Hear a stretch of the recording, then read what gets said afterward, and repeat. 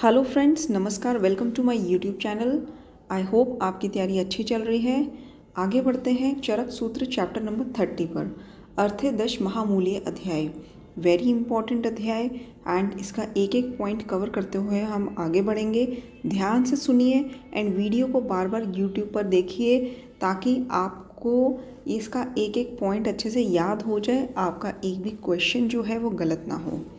तो चलिए स्टार्ट करते हैं। स्टार्ट करने से पहले एक रिक्वेस्ट है कि हमारे चैनल को सब्सक्राइब कर दीजिए ताकि हम लोग स्टेप बाय स्टेप जो पूरा सिलेबस आपको कवर करवाएंगे, आपको उसके रिलेटेड डेली जो लेक्चर्स हैं उसके नोटिफिकेशंस आपको आपके फ़ोन पे मिलती रहे। Thank you. तो चलिए स्टार्ट करते हैं। महत या अर्थ, महत या अर्थ किसके पर्याय हैं? महत या अर्थ हृदय के पर्याय हैं। हृदय आश्रित धमनियाँ जो होती हैं उनको महामूला भी कहा जाता है, महाकला भी कहा जाता है। दोस्तों, अगर आपको कोई भी डाउट हो प्लीज़ कमेंट बॉक्स में कमेंट करिए ताकि हम आपको वो डाउट आपका क्लियर कर दें, या फिर वीडियो को और अच्छे से कैसे प्रेजेंट किया जा सकता है जिससे आपको और अच्छे से समझ आए, कंसेप्ट्स क्लियर हों, तो वो भी हमें बता दीजिएगा। आचार्य सुश्रुत ने एंड आचार्य वाग्भट ने 24 धमनियाँ बताई हैं, 10 ऊर्ध्वगामी, 10 अधोगामी एंड 4 तिर्यक। सिराणाम मात्रो 10। ठीक है, तो मतलब आपने इतना ही याद रखना है कि 24 धमनियाँ हैं, सुश्रुत एंड वाग्भट जी ने बताई हैं, 10 ऊपर 10 नीचे एंड 10 तिर्यक। ठीक है, एंड आचार्य चरक ने 24 नहीं बताई हैं, 10 धमनियाँ बताई हैं। आचार्य चरक ने 200 धमनियाँ बताई हैं। ठीक है, सुश्रुत एंड वाग्भट ने 24 धमनियाँ एंड आचार्य चरक ने 200 धमनियाँ। नेक्स्ट इसकी हृदय जो है उसको प्रधान माना गया है एंड हृदय में आश्रित षडंग अंग युक्त शरीर है प्लस बुद्धि प्लस इंद्रिया। ठीक है, तो षडंग अंग युक्त शरीर, बुद्धि एंड इंद्रिय हृदय में आश्रित है। इसके अलावा सुगम आत्मा, मन का विषय। उत्तम अंग किसको माना गया है? जिसको प्राण प्रतिष्ठित बोलते हैं, वो है सिर। एंड प्रधान एंड श्रेष्ठ अंग किसको माना गया है? हृदय को। मन का स्थान क्या है? हृदय। एंड भेल ने मन का स्थान क्या बताया है? ये क्वेश्चन कई बार आ चुका है, सिर और हृदय के मध्यम में। एंड इसके अलावा आचार्य वाग्भट ने मन का स्थान क्या बताया है? वक्ष स्थल के बीच में। अष्टांग हृदय, अष्टांग संग्रह एंड षाढ़ंगधर ने उरय कोष्ठ में हृदय का स्थान बताया है।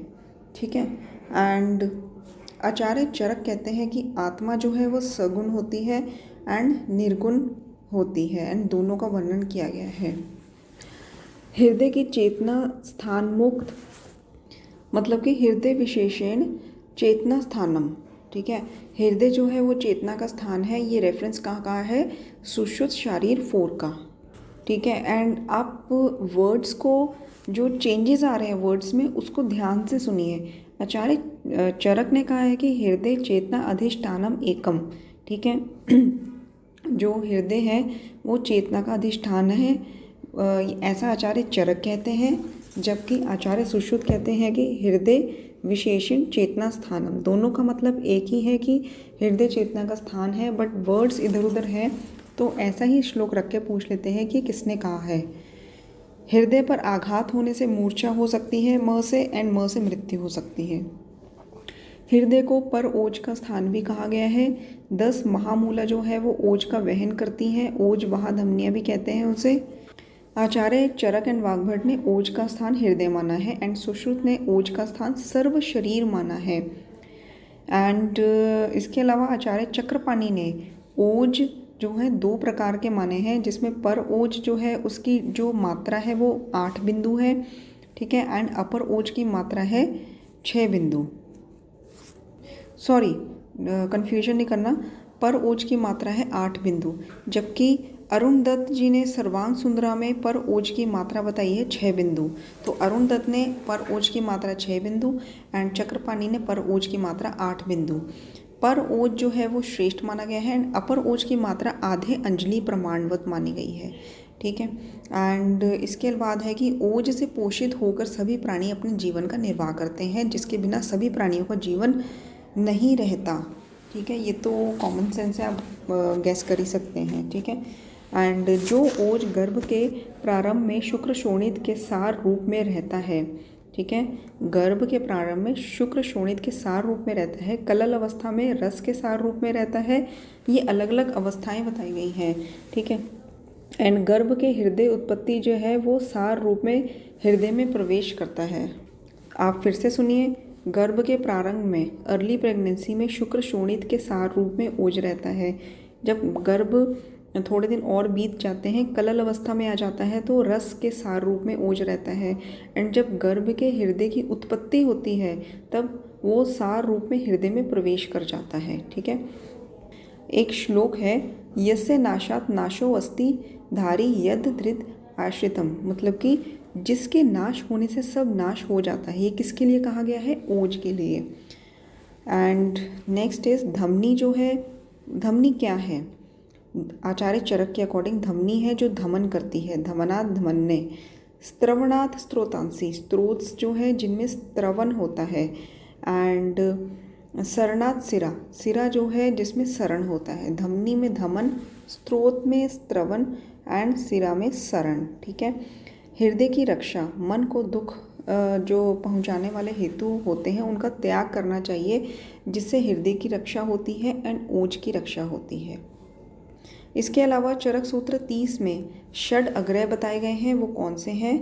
अहिंसा, वीर्य, विद्या, इंद्रियजय, तत्बोध, ब्रह्मचर्य। देखिए, अहिंसा है प्राण वर्धना नाम उत्कृष्टम, ठीक है, प्राणियों के प्राण के वर्धन का जो कारण है श्रेष्ठ, वो अहिंसा है। वीर्य बल वर्धना नाम श्रेष्ठम, विद्या भृण्या नाम श्रेष्ठम, इंद्रजय नंदना नाम। एंड ये ऐसे ही रख के पूछे गए हैं कई बार क्वेश्चन कि नंदना नाम किसके लिए कहा गया है? अहिंसा के लिए, वीर्य के लिए, विद्या के लिए, इंद्रजय के लिए, तो इंद्रजय के लिए कहा गया है। तत्वबोध हर्षना नाम, ब्रह्मचर्या अया नाम, मतलब कि श्रेष्ठ मार्ग जिसको कहा गया है दैट इज ब्रह्मचर्या। जबकि आचार्य जो चरक ने सूत्र 25 में ब्रह्मचर्य को आयुष्य नाम कहा है। नेक्स्ट आ जाता है कि जो आयुर्वेद विद जो है वो क्या है? आयुर्वेदविद किसको कहते हैं? देखिए, वाक्य के अर्थ के अवयव द्वारा जो तंत्र, स्थान, अध्याय, प्रश्नों को कहने वाला होता है, प्रश्नों को कहने वाले को आयुर्वेदविद समझना चाहिए। अब वाक्य क्या है? आर्ष तंत्र में जो जिस प्रकार से मतलब डिस्क्राइब्ड है, जिस प्रकार से निर्मित है, उसे उसी रूप में कह देना इस वाक्य, ठीक है। शास्त्र के अर्थों को भली प्रकार जानकर प्रतिज्ञा हेतु उदाहरण, उपनयन, निगमन, इन वाक्य अवयवों से समझकर जो लेक्चर देता है, जो शिष्यों के लिए बुद्धिगम्य हो सके, उसे वाक्य अर्थ कहते हैं, ठीक है। शास्त्र के अर्थों को अच्छी तरह से जानकर, जो मतलब कि अच्छी तरह से समझकर जो लेक्चर दिया जाए, ठीक है, और उसको वाक्य अर्थ कहते हैं। अर्थ अवयव क्या किसे कहते हैं? कठिन अर्थों को पुनः अपने वचनों द्वारा समझाना, उसको इजी वे में समझाना, दैट इज अर्थ अवयव। आयुर्वेद जो है वो अथर्ववेद का उपवेद है, ऐसा आचार्य सुश्रुत एंड चरक कहते हैं। देखिए, आयुर्वेद के बारे में कई लोगों के अलग अलग मत हैं कि ये किसका उपवेद है। तो आचार्य चरक एंड सुश्रुत ने कहा है कि ये अथर्ववेद का उपवेद है। काश्यप कहते हैं कि ये पंचम वेद है, उन्होंने सीधे ही ये बोल दिया कि सेपरेट है, ये पंचम वेद है। एंड भास्कर जी ने भी सेम बोला है कि पंचम वेद है। व्यासकृत ने क्या बोला? वो कहते हैं कि ऋग्वेद का ये उपवेद है। आयु का पर्याय क्या है? चेतना अनुवृत्ति, गर्भ से मरण पर्यंत तक जब चेतना बनी रहे, दैट इज कॉल्ड चेतना अनुवृत्ति, एंड ये आयु का पर्याय है। आयुर्वेद के शास्त्र के द्वारा आयुष्य, अनायुष्य, द्रव्य गुण कर्माणि का ज्ञान होता है। आयुर्वेद की परिभाषा चरक सूत्र 1 में भी दी गई है, चरक सूत्र 30 में भी दी गई है। आयु के 4 प्रकार होते हैं, हित आयु, अहित आयु, सुख आयु, दुख आयु। एंड जो मृत्यु के पर्याय है उसको क्या बोलते हैं? स्वभाव, नित्यत, निरोध, मरण, उपरम, प्रवृत्ति, ठीक है, ये मृत्यु के पर्याय हैं। आयुर्वेद का प्रयोजन जो है वो चरक सूत्र 30 में बताया है। प्रयोजन च से स्वस्थस्य स्वास्थ्य रक्षणम, आतुरस्य विकार प्रशमनम।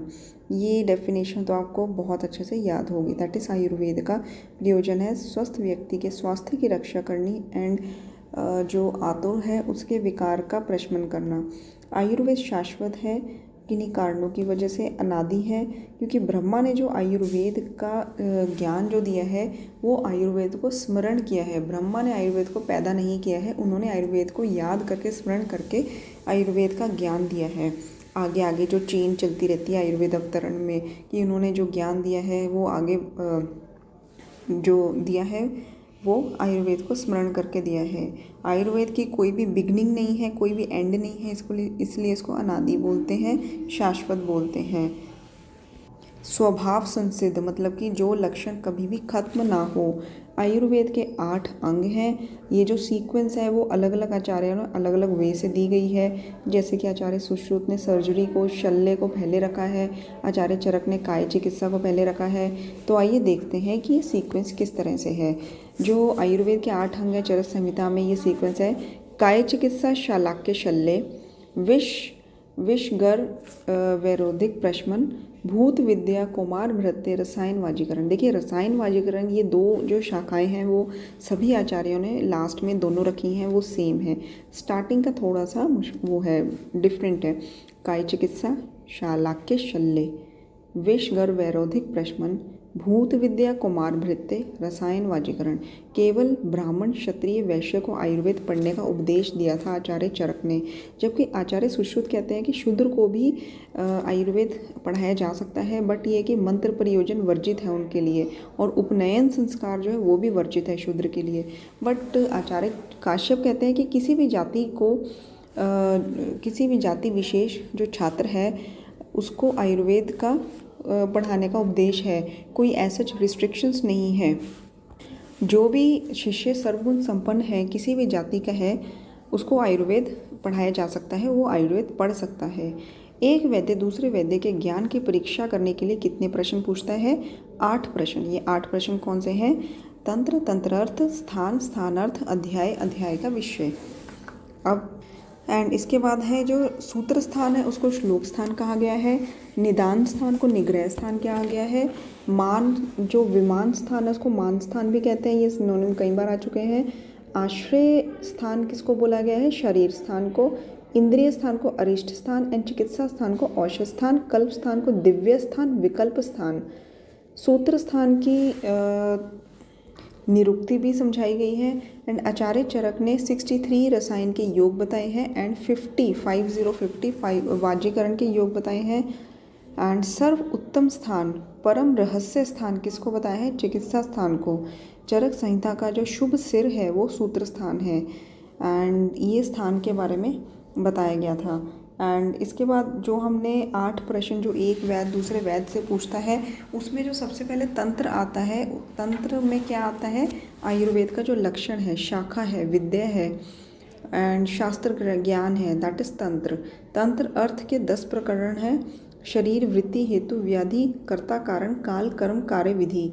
ये आप जस्ट ऐसे सुन लीजिए ताकि आपको थोड़ा बहुत ध्यान रहे। एंड इसके बाद स्थान के बारे में हमने बता दिया कि स्थान की पर्याय कौन से है, शुभ स्थान कौन सा है, शुभ सिर कौन सा है, सर्वोत्तम स्थान रहस्य स्थान चिकित्सा स्थान है, एंड चरक संहिता का शुभ सिर जो है वो सूत्र स्थान है। नेक्स्ट आ जाता है प्रश्न। देखिए जो प्रश्न है, शास्त्र में जिस स्थान पर जिस रूप में जो विषय कहा गया है उसे उसी रूप में पूछना प्रश्न कहा जाता है। प्रश्न अर्थ, युक्तिपूर्वक प्रश्नों के अर्थों को समझाना। इसके बाद है तंत्राणाम तंत्रम स्थानम अर्थम प्रतिष्ठया, मतलब नियमन करने के कारण तंत्र कहा गया है। किसी विषयों को एक प्रतिष्ठित जगह पर रखा जाए उसे स्थान कहते हैं। अध्याय किसे कहते हैं? कि किसी विशेष विषयों को लेकर अध्यायों का नामकरण किया जाता है। ठीक है, किसी विशेष विषयों को एक स्थान पर रखते हैं तो उसको अध्याय कहते हैं, एंड जब अध्यायों को एक स्थान पर रखते हैं उसे स्थान कहते हैं। ज़्यादा कंफ्यूज होने वाली बात नहीं है। सबसे पहले देखिए तंत्र आता है, तंत्र में स्थान आते हैं अलग अलग, एंड स्थान में फिर अध्याय आते हैं, तो इस तरह से आप याद कर सकते हैं। एंड इसके बाद जो आ जाता है कि उत्तम वैद्य और हीन वैद्य का वर्णन किया गया है, एंड पल्लवग्राही वैद्य। बस आपसे ये रेफरेंस पूछ सकते हैं कि पल्लवग्राही वैद्य का कहाँ वर्णन किया गया है। सबसे पहले तो देखिए पल्लवग्राही वैद्य कौन होते हैं? जो बेकार वैद्य होते हैं, मूर्ख वैद्य होते हैं, कपटी वैद्य होते हैं, दैट इज़ कॉल्ड पल्लवग्राही वैद्य। इनसे आप 8 प्रश्न जो है आपको पूछ लेने चाहिए। 8 प्रश्न कौन से? तंत्र, तंत्र अर्थ, स्थान, स्थानार्थ, अध्याय एंड अध्याय का विषय। ठीक है। तो ये प्रश्न पूछ लीजिए, ये प्रश्न में ही ये फंस जाएंगे, इनको ये प्रश्न का उत्तर पता ही नहीं होगा, तो उससे पता चल जाएगा ये कपटी वैध है। एंड नेक्स्ट इज एक देशिक। एक देशिक ये वर्ड है, बस आपको ये याद रखना है। एक देशिक जो है चरक सूत्र 30 में इसका वर्णन है, इसके 6 प्रकार है। ठीक है, तो दोस्तों ये था हमारा चैप्टर नंबर 30 चरक सूत्र स्थान। यहाँ पे हमारा सूत्र स्थान खत्म होता है, संपन्न होता है। इसके बाद हम निदान स्थान स्टार्ट करेंगे एंड जल्द से जल्द आपका सिलेबस कंप्लीट करवाने की कोशिश में है हम। बैक टू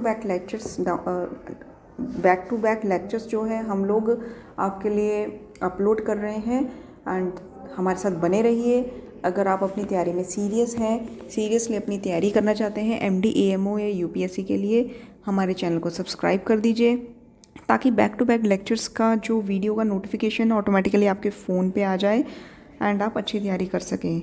हमारे लेक्चर्स को बार बार सुनिए, एक ही वीडियो को कई बार सुनिए, तब जाके आपको वो लर्न होगा एंड आपका एक भी MCQ गलत नहीं होगा, ये मेरा दावा है, क्योंकि हमने एक एक लाइन पढ़ के ये चैप्टर्स प्रिपेयर किए हैं। ये आज जो चैप्टर मैंने चंद मिनटों में आपको करवाया है, ये मैंने 2 घंटे पढ़ के एक एक लाइन में जो मोस्ट इंपॉर्टेंट चीज़ें हैं वो सेपरेट आउट करके ये लेक्चर बनाया है। Thank you for watching. मिलते हैं निदान स्थान चैप्टर 1 में। Thank you so much.